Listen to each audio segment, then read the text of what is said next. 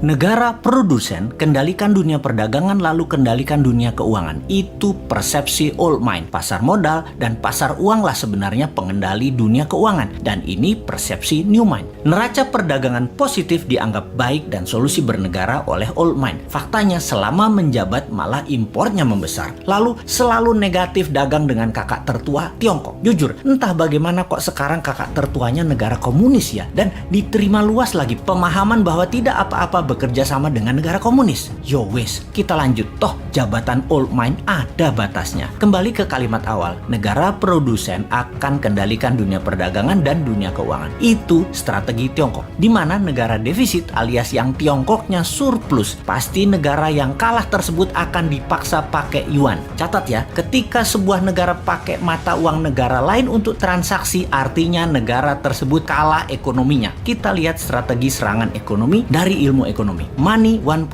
adalah uang hanya sebagai alat bayar pelancar transaksi. Kemudian uang menjadi alat modal yang disebut money 2.0.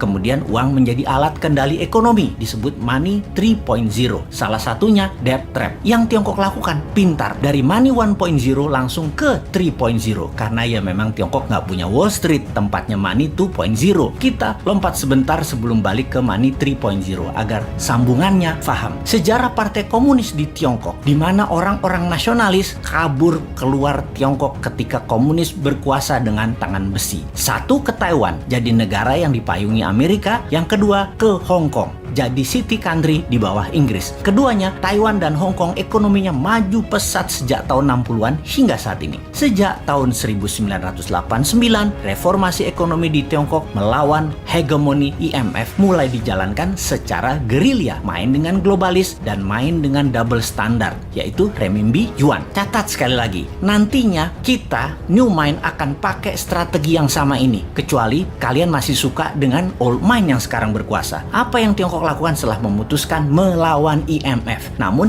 di permukaan pura-pura taat pada Amerika? Ini terjadi di zaman Deng Xiaoping awal mulanya. Mereka jadi negara produsen buruh murah. Maklun mengerjakan sebagai tukang jahit apa saja yang disuruh globalis. Lalu perlahan menggeser dari maklun tukang jahit menjadi negara produsen. Maklun ini adalah strategi agar terjadi pembiasaan. Ketika awal menjadi negara produsen, Tiongkok mengizinkan pemalsuan atau kopi atau tiru merek-merek ternama dunia untuk beredar di dalam negerinya. Semakin mahir, maka mulai negara membiayai sektor hulu produsen, pabrik-pabrik dengan uang renminbi yang uang tersebut tidak boleh beredar di luar negeri, hanya boleh beredar di Tiongkok. Inilah awal tahun 90-an mereka lakukan ini semua secara masif, secara gila-gilaan. Apa saja dibangun. Dan setelah menjadi pengendali produksi, mulai ekspansi di tahun 2013 dengan strategi BRI, yaitu Belt Road Initiative. Perlu banyak negara yang harus dikendalikan oleh Tiongkok. Perlu banyak negara yang penduduknya lapar dan pemimpinnya lemah agar mudah dikendalikan agar membeli barang-barang Tiongkok dan menggunakan mata uang Tiongkok. Awalnya dengan memberi pinjaman. Namun bukan uang tetapi barang, seperti jalanan dibangunin. Pokoknya jadi barang. Jembatan dibangun jadi barang, pelabuhan, bandara, jaringan kereta api yang semuanya punya kesamaan, yaitu pelancar jalur angkutan barang guna menciptakan ketergantungan terhadap produk Tiongkok dan kelancaran distribusi barang. Kemudian kendali atas pasar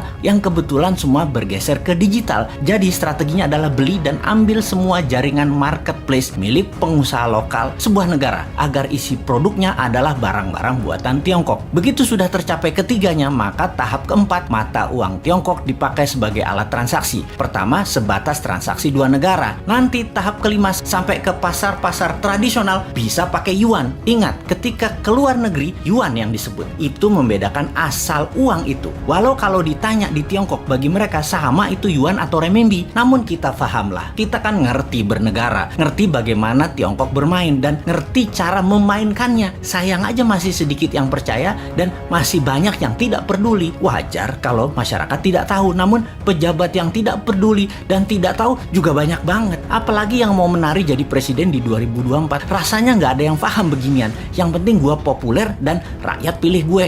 Lihat aja daftar 10 orang yang katanya calon presiden di lembaga survei. Kita review satu persatu. Paham nggak bernegara ala Tiongkok dan Amerika? Rasanya kagak ya. New Mind beda. Kita paham dan strateginya bukan ikuti keduanya, namun punya strategi sendiri untuk main 3 kaki awalnya dan menyalip di tikungan di tahun 2030 menjadi 3 besar dunia dan di 2045 menjadi negara superpower. Kalau hanya naik 7% setahun dan faktanya 5% pertumbuhan ekonominya, mimpi jadikan Indonesia negara superpower. Buktinya sekarang aja pakai yuan dagangnya, harusnya pakai rupiah. Bos, itu artinya kalian old mind geblek bernegaranya.